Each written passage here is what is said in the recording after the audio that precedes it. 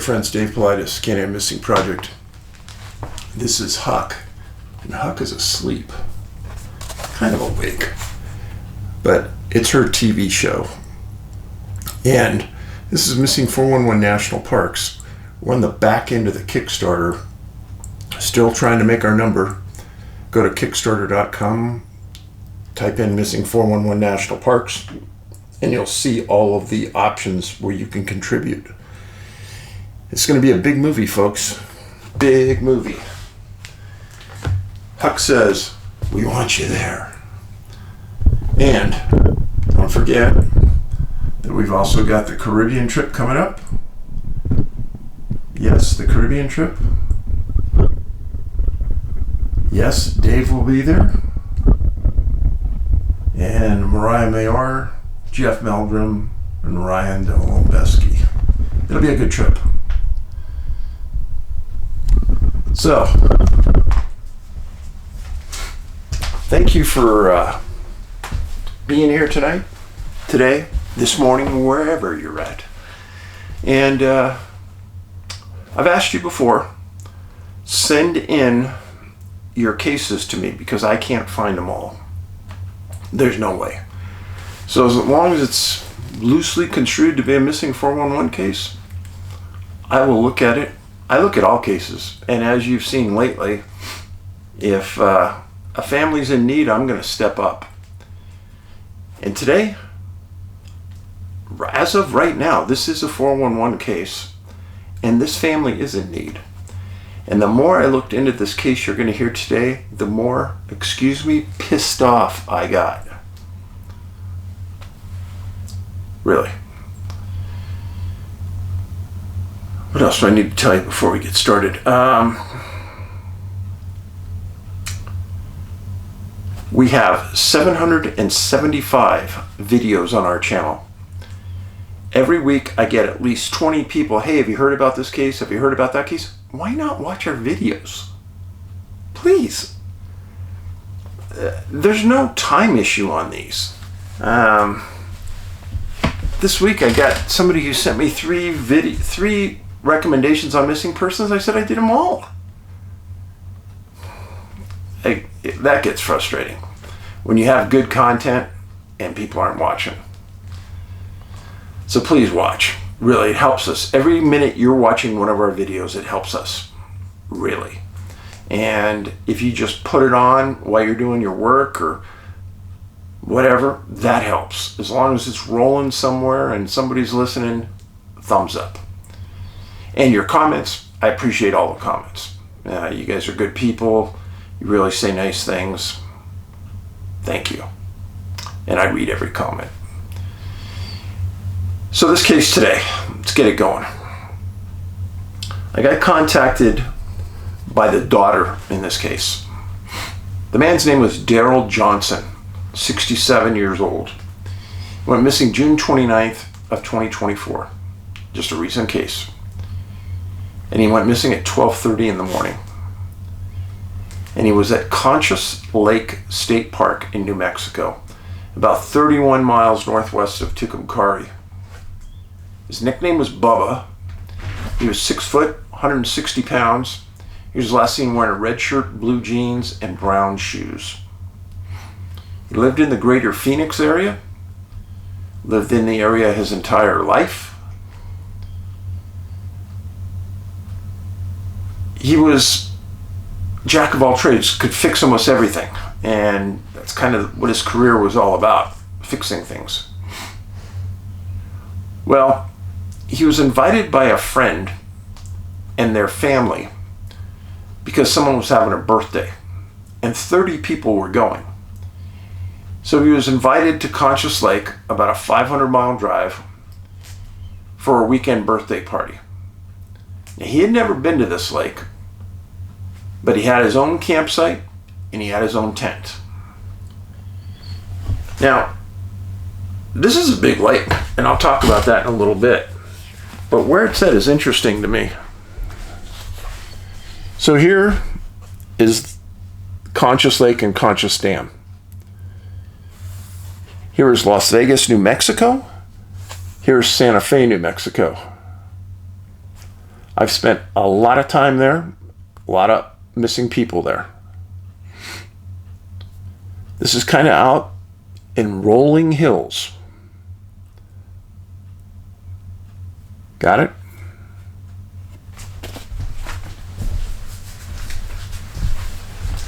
Now, why the family picked this spot?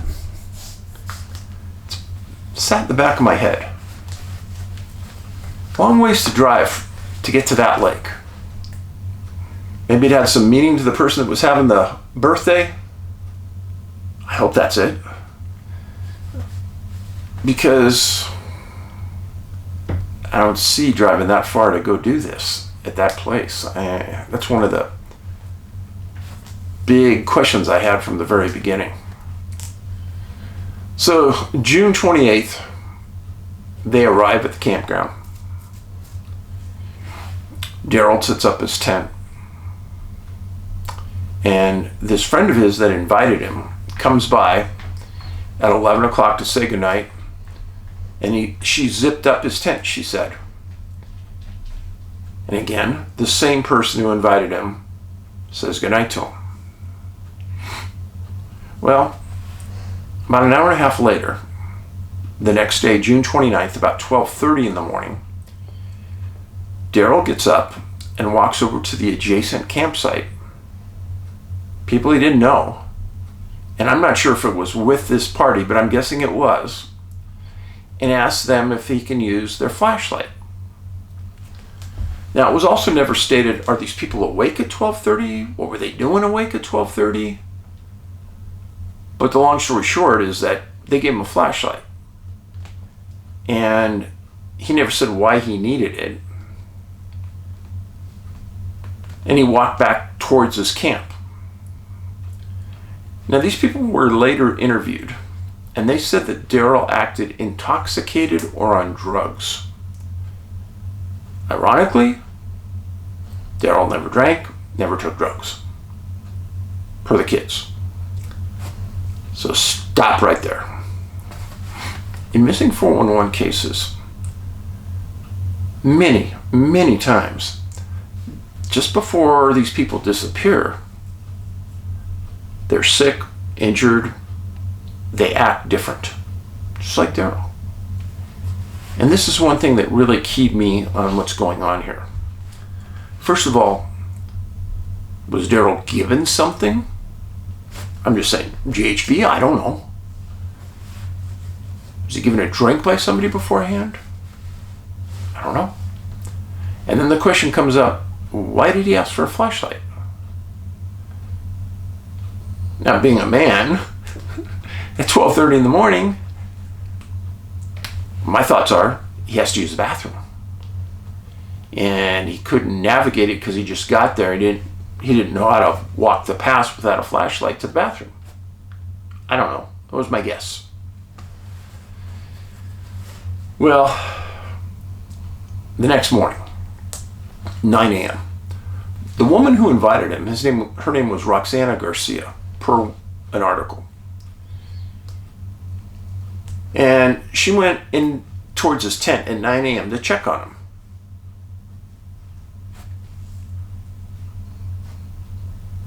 That's real diligent. That's very kind. That shows somebody who really cares. But she checks on him, and he's not there. She walks the area, talks to other people. Nobody has seen him all morning. So she contacts the Lakes State Park Visitor Center and their superintendent, and she reports Darrell is missing. At 9:30, the superintendent ordered a search of the park by his staff, land and water. As they started to get more into it, and it was obvious that this was a serious case, the superintendent contacted the New Mexico State Police. Appropriate. New Mexico State Police arrive, they meet with the superintendent, and they meet with Roxana. And it was also stated that the state police interviewed many people in the 30-person party. appropriate. Now, I have more information than the state police officers that arrived that night, and you're going to see why in a second. So at 2 p.m., Darrell's son and daughter get a phone call and told that their dad is missing. They get told the details. Smart people, they go, that doesn't sound right. That doesn't sound like my dad. Something's not right here. Immediately, they get in a car and they start driving. 500 miles later, they arrive at the campsite at 2:30 or 3 in the morning, they said. They described the campsite as being up against a cyclone fence topped with barbed wire. And on one side of it was the barbed wire fence, and on the other side was the lake. Okay, hold your taters right there. I have never camped anywhere with a cyclone fence and barbed wire at my back, ever. So that's unusual right there. And then the lake on the other side. So that means that where he was, there was nobody that could see what was happening on either side of that campsite. Kids said that the area is filled with rolling hills. Now, Conscious Lake State Park and the lake itself is 25 miles long. It's a big lake. One of its main tributaries is the Canadian River. Conscious Dam was completed in 1939. The entire water area is 9,600 acres. And the elevation of the lake is 4,200 feet, and it's in San Miguel County. Now, if you're not used to elevation, 4,200 feet is enough to get you a little disoriented. Could that have been something that happened to Darrell? I don't know. 31 miles northwest of Tucumcari, it's one of the largest lakes in New Mexico. Now, Dave is always concerned about what's in the lake. Well, it has largemouth bass, walleye, white bass, shad, flathead catfish, channel catfish, bluegill, crappie. Pretty good variety of warm water fish. That's in New Mexico. Summers are 100 and 110 degrees.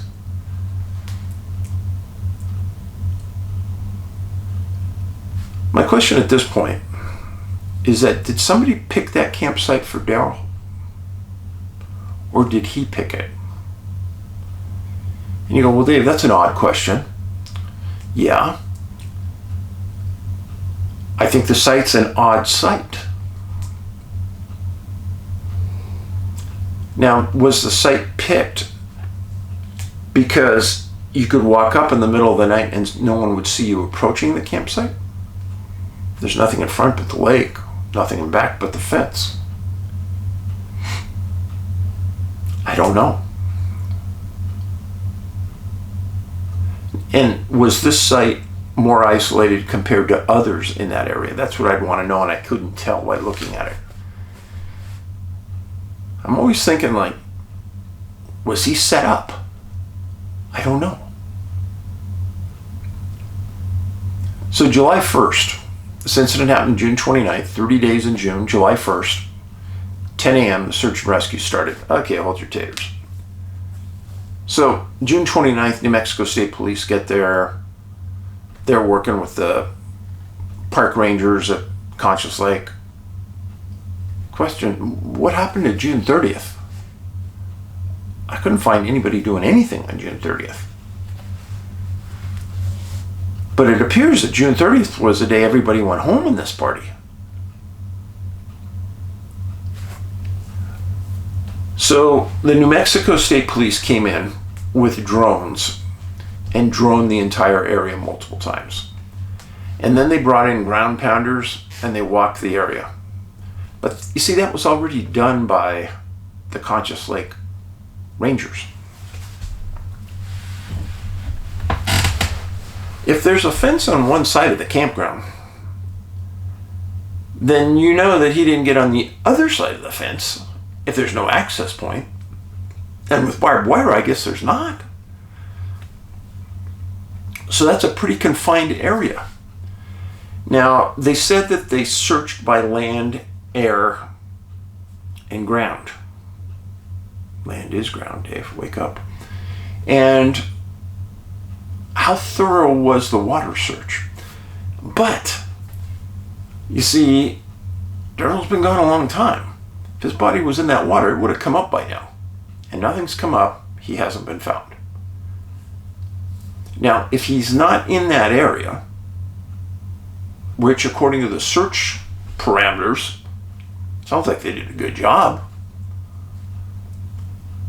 Now, all of Darrell's property was in his tent, but two things: his phone and his wallet. My question is, did anybody find the flashlight that he borrowed?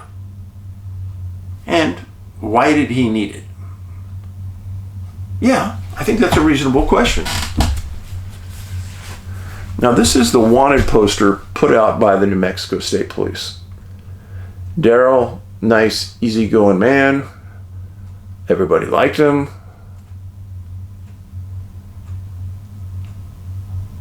As this case goes on, Dave gets more and more mad.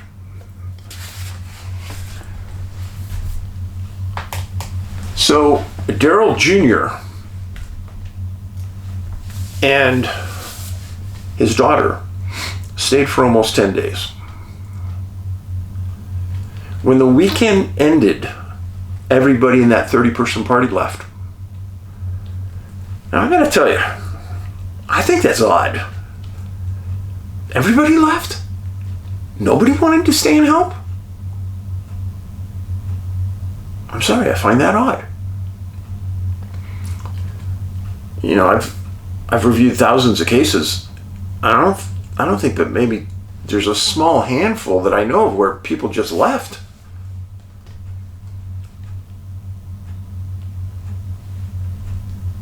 So Darrell's daughter wrote to me and said, Darrell is a genuinely nice man. He would give you the shoes off his feet and the shirt off his back. It's just the kind of guy he is.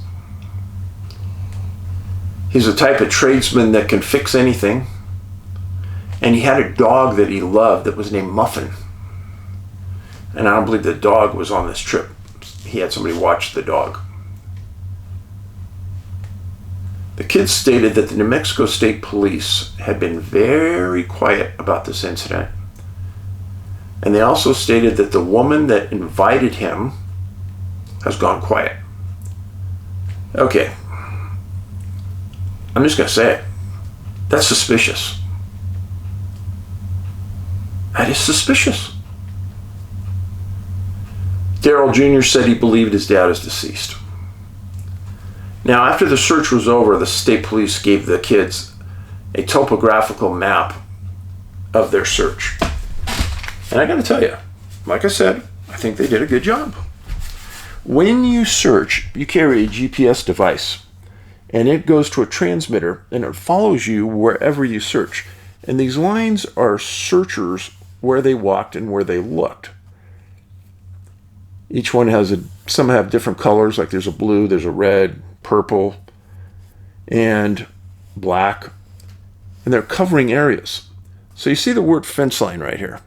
Well, you notice they didn't go on the other side of the fence, which makes sense to me, like what I told you. This is the area they searched, and down here. Now, they were in the northern campsite. This is southern. So this is the area he was in. I don't know the exact one, but in this area.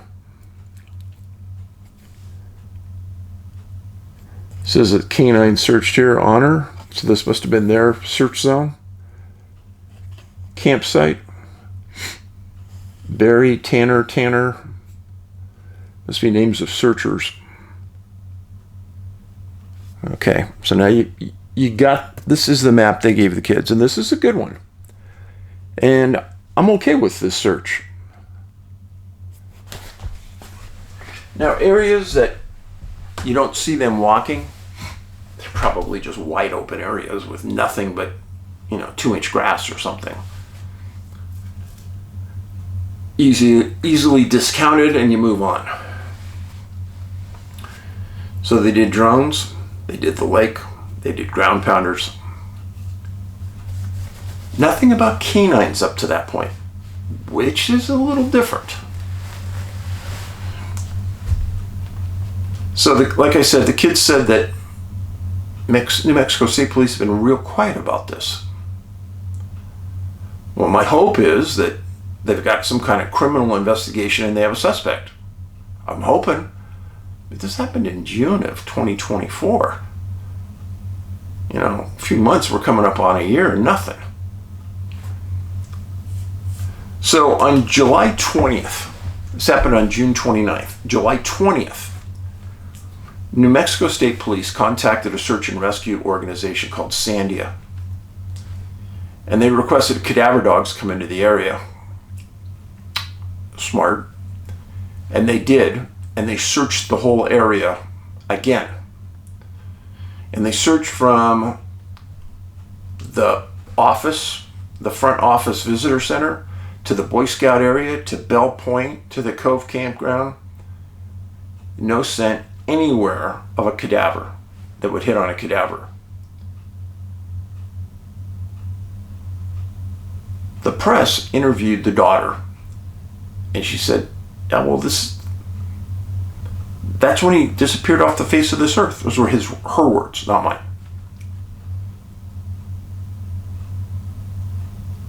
Again, I have a tough time on this because of the fence line and the water. Two confined areas that will keep you in. If he was in the water, the body would have come up by now for sure, and it hasn't. So, a lot of people can't afford to hire a private investigator, and I get that. In priorities, police list missing people near the bottom of that list, unfortunately. Homicides go top of the list, and then violent felonies, robberies, rapes, those are next. Then they go to property crimes, burglary, petty theft. And then you have missing people. Like the bottom of the barrel. Unfortunately, a lot of these cases, there's much more to them than what you and I know, and the police aren't saying. Now, I have no idea what the police know because they're not saying anything to the kids. That's why, if you're going to hire a private investigator, you hire a private investigator that used to be a New Mexico State policeman. Because then they'll have the relationship to find out what's going on with the other state policemen. That's why the relationship's important. And policemen know how far they can push things. Somebody who's a private investigator that doesn't have a lot of experience, never been a policeman, they really don't know how far they can push. They don't know how far they can go in getting reports and evidence. On this case, you're going to have to push pretty hard because you're going to need the names of everybody at that campsite. I'm sorry, but you do. And then the work starts, doing backgrounds on everybody at that campsite. What do you mean backgrounds, Dave? I'm sorry, backgrounds. Who are they? Criminal history? Do they work? What's their relationship? How well do they know the organizer? What was the reason that Darrell was invited? He didn't even know the person that was having the birthday, but he was invited. Remember the lady that went and checked on Darrell and closed his tent at night and came back in the morning to see how he was? Remember I told you that that was a big show of concern? What happened to all that concern at the end of the weekend when he's still missing and they pack up and leave? That's not consistent concern. That's a flashing yellow light to me. That dog don't hunt. Okay, now I'm going to go over some points with you and I want you to really listen hard. So, he disappeared next to the largest body of water within 80 miles. How many times did I tell you these things happen next to water?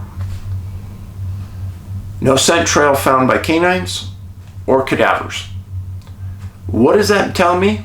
He's not there. I'm sorry, he's not there. Cadaver dogs can pick up a scent miles away.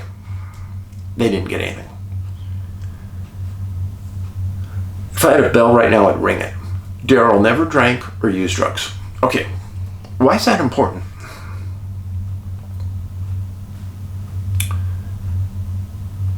I have to think outside the box on this, and I'm going to. You've heard about organ harvesting, right?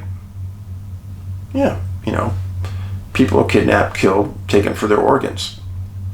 Now, are you going to want somebody who's a drug addict to take organs from them? I don't think so. How about an alcoholic? I don't think so. How about somebody who didn't drink or take drugs? Oh, that's interesting. So, how many people there knew Darrell's background?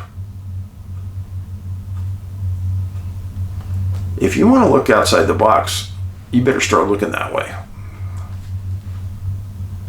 Witnesses indicated that he acted intoxicated or under the influence of something.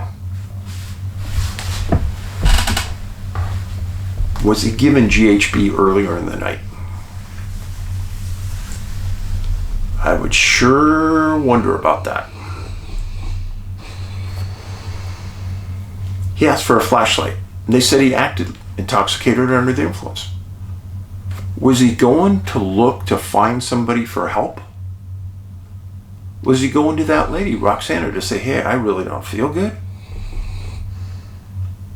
I don't know. But why did he have the flashlight? The other choice is he's going to the bathroom.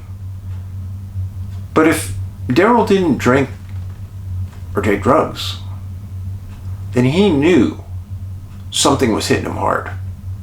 Because if that people at the next campsite saw it, he knew it. So was he looking for help? I don't know. And then when he walked away from that campsite after he found after he got the flashlight, what do we call that? Point of separation. Nobody saw him after that, 12:30 a.m. Was there anyone in that party of 30 that left the campground after 12:30 in the morning? Well, Dave, why is that? Well, Darrell wasn't in that campground at 9 a.m.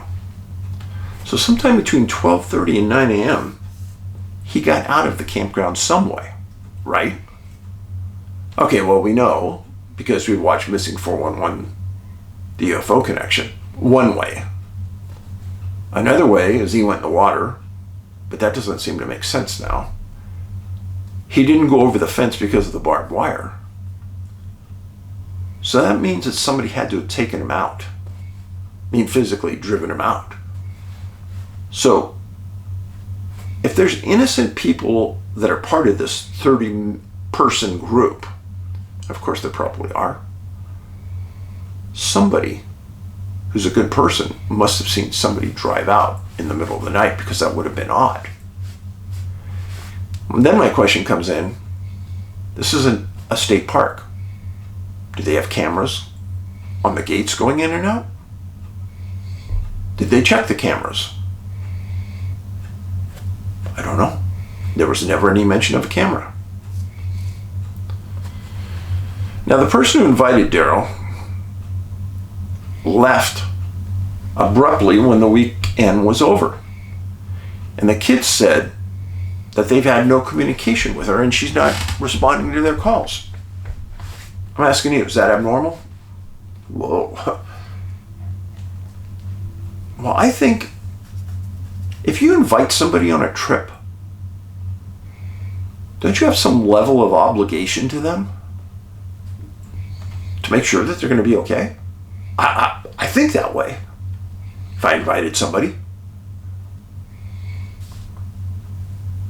And she kind of showed that by checking on him twice, but then that abruptly ended when the weekend ended. See, to me, that's not consistent behavior.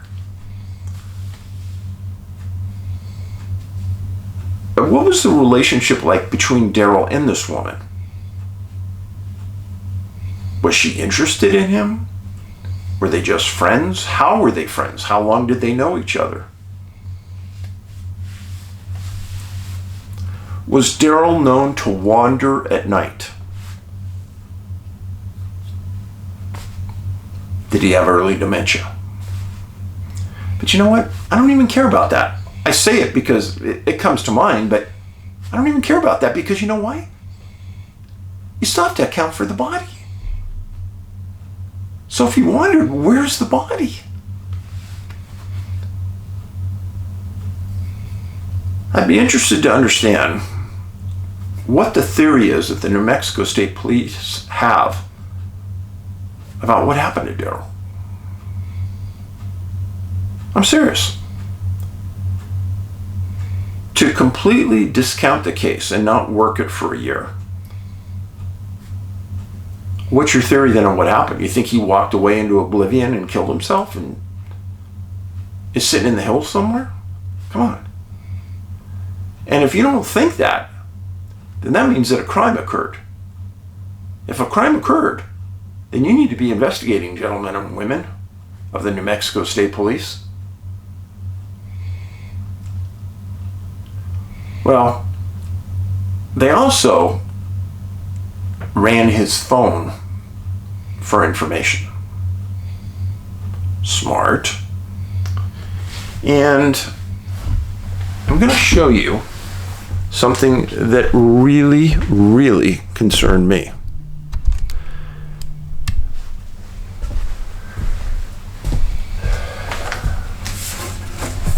Now this is a little board I made up for you to understand what happened here. They said that all the cell phone hits off his phone went by way of the closest tower. Okay? The closest tower. But they didn't get any triangulation off of it, which is odd. Now, so 6:29 at 12:48 a.m., the first time his phone was used after he borrowed the phone. Borrowed the flashlight. Borrowed the flashlight at 12:30. So 18 minutes later, his phone's used to access the internet.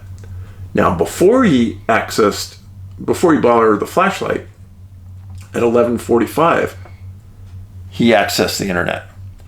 Now, what did he access on the internet that may have stimulated him to borrow the flashlight? See?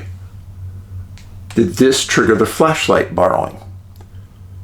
So then he borrows the flashlight, internet access. At 2:14 in the morning, more internet access. 8:11 in the morning. That's the next morning, folks. More internet access? So he gets checked on at 9 a.m. It's like 45 minutes after this. So he's reported missing. 1:17 p.m. that day, he's checking on the internet again on his phone. So my question is, did anybody call him? Because the phone was working. So the last usage of that phone was June 29th, was at 1:27. But then the next day, the phone's being used again at 11:31 for more internet access. 8 minutes later, more internet access. Just a little bit later, more internet access. 2 minutes later, more internet access. So there's this huge spurge of activity from 11:30 to 11:48 on June 30th, and then nothing. They said the phone was either shut off or it ran out of battery. So my question is, did the kids or anyone place a call into Darrell's phone during this time that it was being used? And what happened? Did it go straight to voicemail? Did anyone pick it up? Now, this was just data usage. They never said anything about phone calls, and I don't know why, but that disturbs me. This is the big thing to me right here, folks. Didn't drink or take drugs. Who knew this? Who knew it? I don't know what happened here. Because of all of the 411 issues that surround this case, and I've already listed them for you, I'm not going to go through it again. There are enough for me to say, this is very weird. Very weird. I don't mind telling you, it has me mad too. It has me mad because the New Mexico State Police aren't keeping the kids in their communication. Kids have a right to know. It's their dad. Number one, New Mexico Police, tell the kids if there's any phone calls being made from that father's phone to anybody, and what incoming calls came into that phone from anybody. If there was nothing, fine. Was there a camera on the road going in and out of that campsite? It's a New Mexico State campground. You'd think so. So did the camera catch anybody leaving or coming in the middle of the night? Did the New Mexico State Police run backgrounds on every one of those 30 people that were there? Now, the kids said that a lot of the people were interviewed by the state police. That's good. A lot of the people or all of the people? Because if you don't do all, you might as well not do any. Because the one you're not doing may be the one you should have done.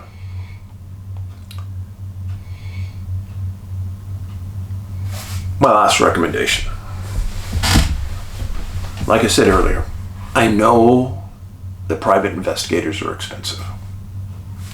I get that. Kids, I know you're watching right now.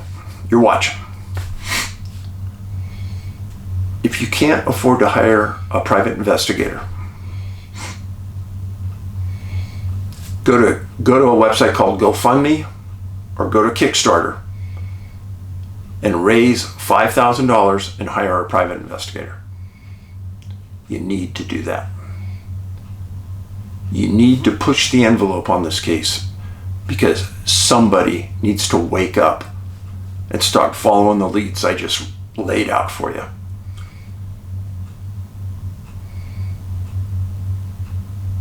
Now again, this may be a 411 case stone cold. He wasn't acting right when he went to that other campsite. It's a flashing red light in my book.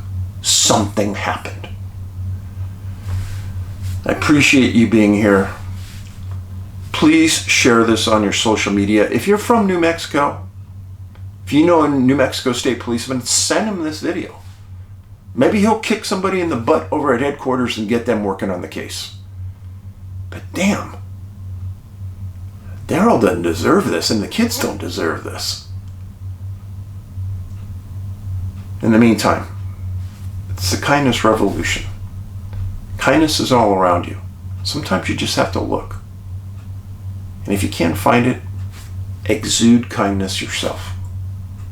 Because once you do, it'll come back to you tenfold. I greatly appreciate you being here. Thank you. Remember, 750 plus videos right here. Watch them if you can. I'm sorry if Huck kept you up by your snoring. Paulides out.